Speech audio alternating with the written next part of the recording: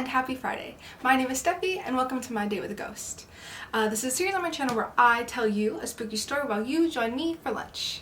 And if you just wanted to listen to the audio will be uploaded to wherever you listen to podcasts. Alright, so before we start, let me go ahead and tell you about today's lunch. So today I got local food. I got sushi from Umami, which is in the northwest part of the city.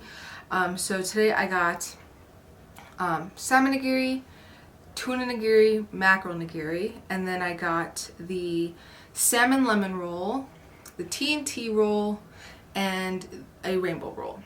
I typically try to stay away from rolls that have a lot going on, except today I decided why not. I've never had it, but I didn't realize that there was going to be like crunch on top, because typically when you pick up to go it doesn't hold up well when they deep fry stuff, but I mean it is what it is. But I typically, if I eat rolls, it's a lot of mostly just fish. I like to get nigiri more than anything. The only time that I'll ever get rolls that have a bunch of like sauce and stuff on them is typically when I do all you can eat, but I can get like half rolls. So like I'll only do like 1 or 2 half rolls with some sort of sauce on them, and then like the rest is like nigiri. Okay, let me try one of these. Let me try this one. Okay, so this is the salmon lemon roll. So inside is the typical crab salad with a little bit of avocado, and then on the outside is salmon with a slice of lemon, and then you pour like ponzu over top.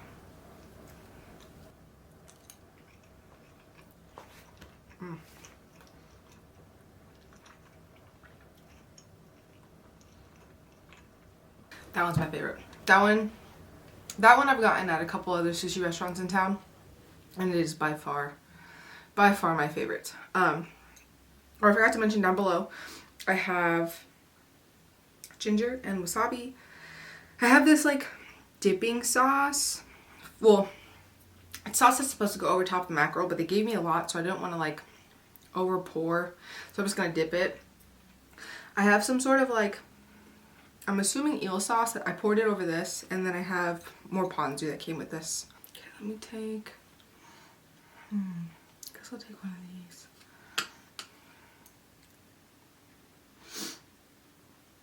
I'm gonna dip it in the ponzu down here.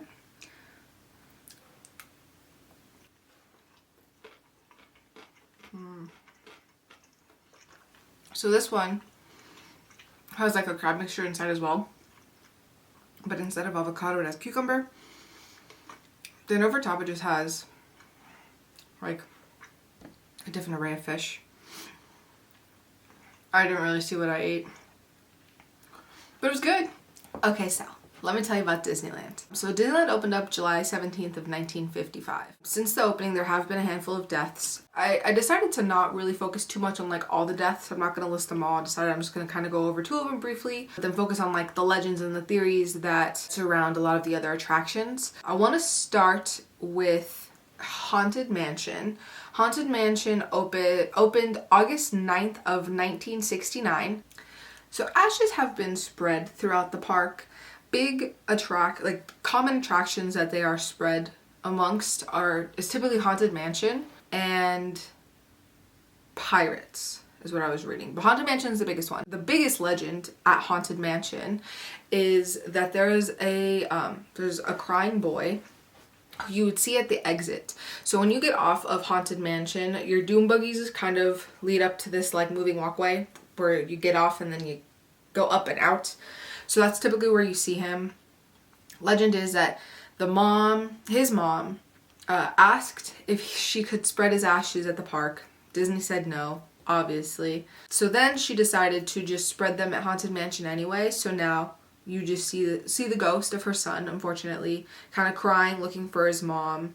There's also this picture that I saw online that someone took. So they're sitting. So if you've never been on Haunted Mansion, it's a dark ride. So your cart is constantly moving on a track with other carts. So it's not like individual carts going at a time.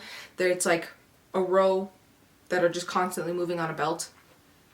Someone had taken a picture of the front of so facing forward, the back of the doom buggy in front of them. It's dark. I guess flash went off. But in this picture, you could see a little boy staring back from a couple of dune buggies in front of them, just staring straight at the camera.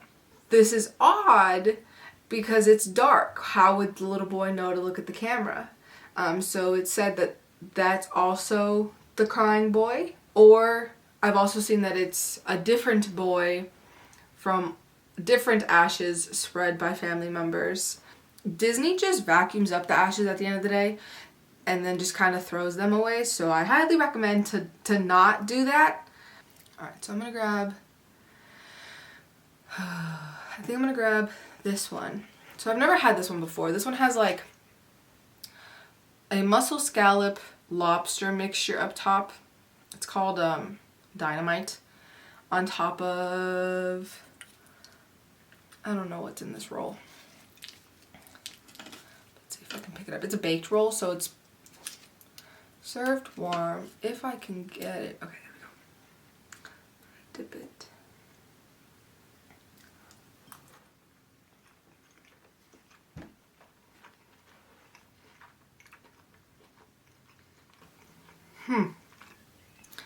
Okay, so I'm gonna eat one more of these. Actually, I'm gonna eat a little bit of ginger here.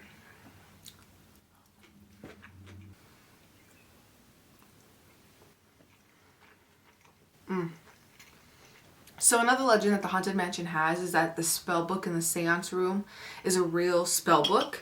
So employees every morning would find the spell book in a new place in the attraction and they'd have to return it to its place. Let me eat a piece of salmon.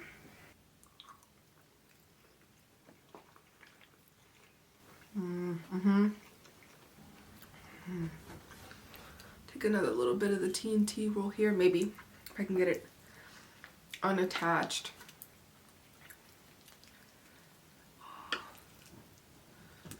It's like so like full of stuff.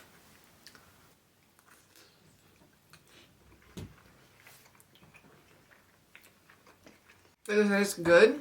It just has a lot going on. Like a lot.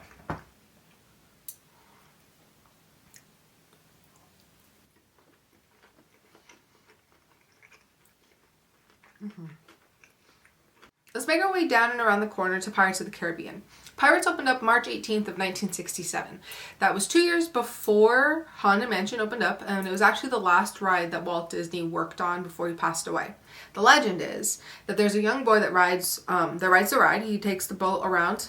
The people in the control tower watching the surveillance footage will see him get on the ride, enjoying himself, having a grand old time, and then he comes to the exit and the boat's empty. And like I mentioned, ashes were being spread on Haunted Mansion, but then also on the Pirates of the Caribbean ride. So I mean, that could also be another, young kid's ashes that were spread who now just kind of hangs about at the attraction, I kind of want to try this sauce that comes with the mackerel. I have no idea what's in it, but it's red. There's sesame seeds in it, and that's all I can identify.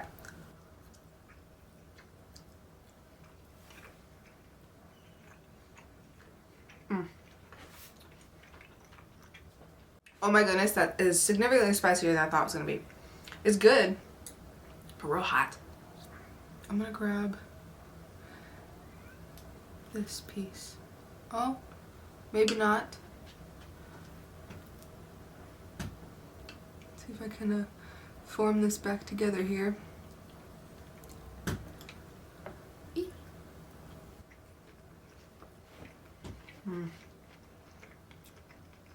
So let's move over to the other side of the park. We're going to go over to Matterhorn. Matterhorn opened up June 14th, 1959. Unfortunately, there was a death on this ride in 1984. A young woman by the name of Dolly, she was on the ride, and what I've read was that she unbuckled herself while the ride was going to help assist like a young kid a couple seats ahead of her. If you've never been on the ride, it's a bobsled and it seats 4 people. the ride happened to hit a dip at that point, which unfortunately ejected her from the cart, and she hit an oncoming cart. That part of the ride supposedly is now called Dolly's Dip, called that by employees, called that by, you know, people that used to work there. The employees do a like walk of the tracks when the ride is off, like at the end of the night.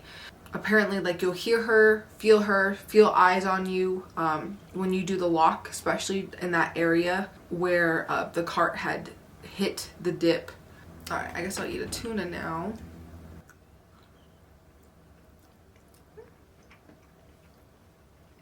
I think I'll eat some of this. This is like my least favorite from like my spread here. Okay, we're gonna eat this in a couple parts. Part one. Part two.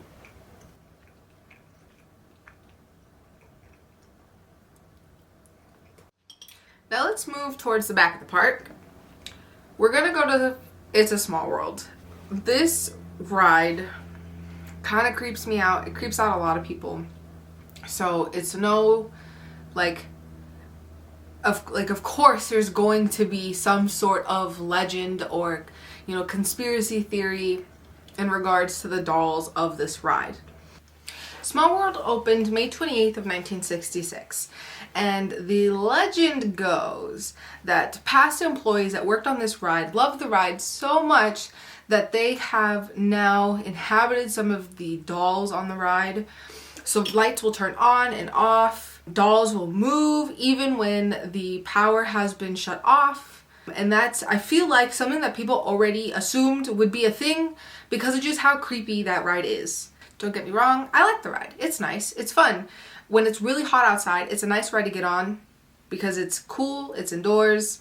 It's a 15-minute ride, but I mean, it's definitely a creepy ride. I already felt like these dolls were watching me. So after doing this research, it definitely drives home that like creepiness that I get from this ride. I guess I'll take one of these guys up front. Maybe. I keep losing pieces.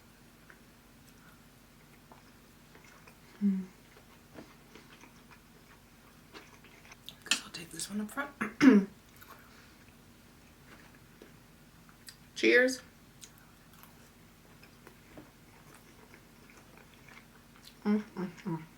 We are now making our way towards the front of the park. We're gonna stop at Tomorrowland.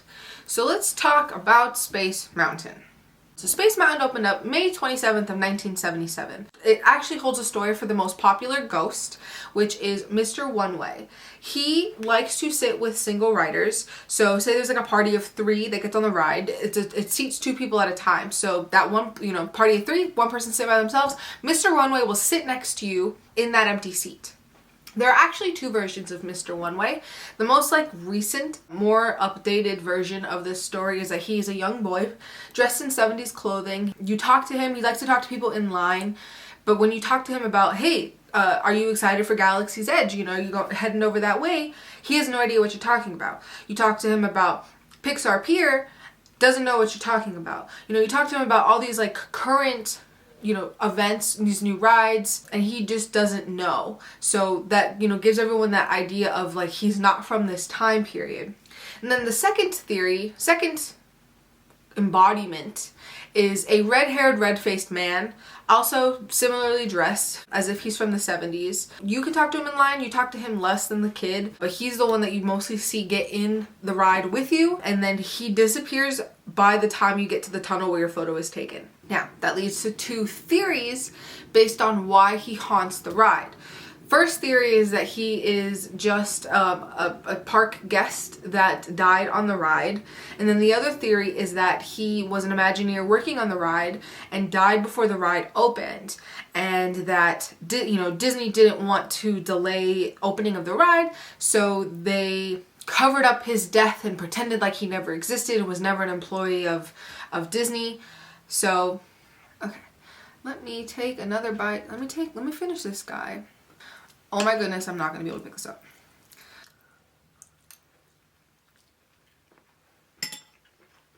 Behind Space Mountain is a big building in the middle of Tomorrowland. This housed the ride America Sings. America Sings opened up June 29th, 1974. In 1974, not too long after the ride had opened, a 18-year-old cast member by the name of Debbie was an attendant slash host on the American Sings ride. The American Sings ride was a moving audience around a stationary stage. So Debbie got too close to a rotating wall and a stationary wall, and unfortunately she got caught and unfortunately passed away. This led Debbie to being a friendly ghost. She would kind of push people or kind of talk to other cast members that would get too close to the wall as well. After the incident, the attraction had closed for 2 days so they could install more safety features. They installed lights that would flash when a cast member would get too close to the wall. Later on, they did change out that stationary wall for a breakaway wall in the event that it would happen again. That way the cast member can get away versus unfortunately getting stuck. The ride did close in 1988 and it was replaced by Innovations, and now today it is the Star Wars launch bay. I'd like to finish by moving towards the front of the park. So when you first walk into Disneyland, Haunted Mansion and Pirates are on the left. Then on the right, you have the Matterhorn. In the back, you have Small World. Coming forward, you have Tomorrowland. And now we're going to move all the way to the front of the park, and we're going to cover 2 last attractions slash shows that have ghosts that haunt the area. The first being the Railroad. The Railroad opened when the park opened on July 17th, 1955. It is said that Walt really loved trains. So this story actually comes from a previous employee. The railroad actually goes all around the park, all around Disneyland. The train command center has a board that lights up based on where the trains are on the tracks. And so at night, there in the back corner of the park, a train will light up on the board and you'll hear a horn sound. Like you'll hear the whistle go off. And employees would say that that's Walt's train. And I just find that so wholesome. I mean, right, you hear both sides. You hear it's sweet and wholesome that Walt decided that that's where he wants, to spend his afterlife, is at his park, because he loved his park so much.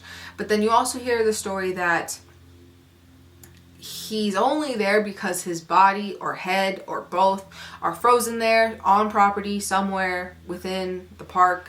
But let's forget that for a second. That's sad and kind of morbid. Let's think about the wholesomeness of him loving his park so much that that's where he just decided that he wanted to spend his life.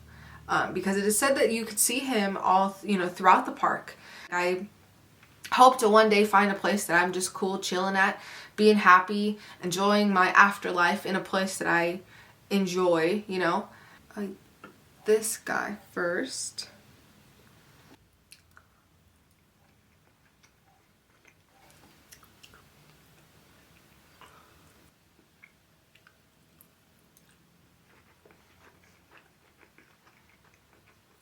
Cheers.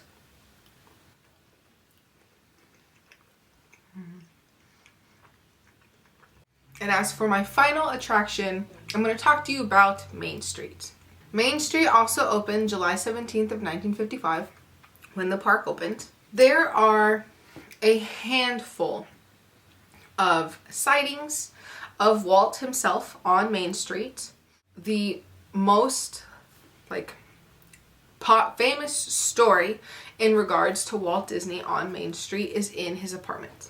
Above the fire station, he has had an apartment. The apartment's still there, but there is a lamp that sits in the window. So if you go to Disneyland, it's still there, it's still lit. So when Walt was alive and he was at the park, the lamp would be on to kind of signal that he was there, to kind of tell the employees to be on their best behavior, that the boss is watching. But then when he passed away in 1966, they turned the lamp off. There's a story that one day an employee was cleaning the apartment, and while she was cleaning, noticed that the lamp was on. So they turned it off, went back to cleaning, you know, turn around and the lamp was back on. They're like, oh, that's strange. You know, there must be something, you know, I must have not turned it off, or there must be some sort of like weird glitch. Like, I don't know what happened. So they turned it off again, but like sat there and watched to make sure that, you know, it was off. And then the lamp had turned back on. Another variation of this story, the employee actually heard someone say, "I'm still here," indicating that Walt Disney is still in the apartment, which is why the lamp had been turned back on. So to this day, the lamp is still on, so whenever you go to Disneyland, you can see the lamp in the window, and it is, you know, shining bright.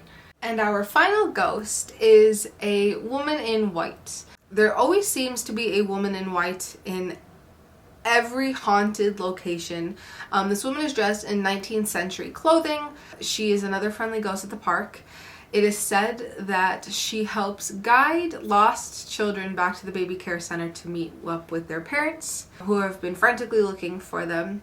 So yeah, I just thought I'd end on like a nice friendly ghost that, you know, helps the little kids of the park. And then I'm gonna go ahead and finish my food here.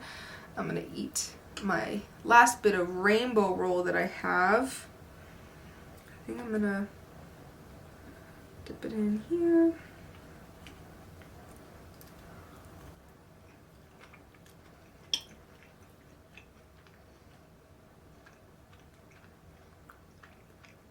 And my mackerel in this mysterious spicy sauce.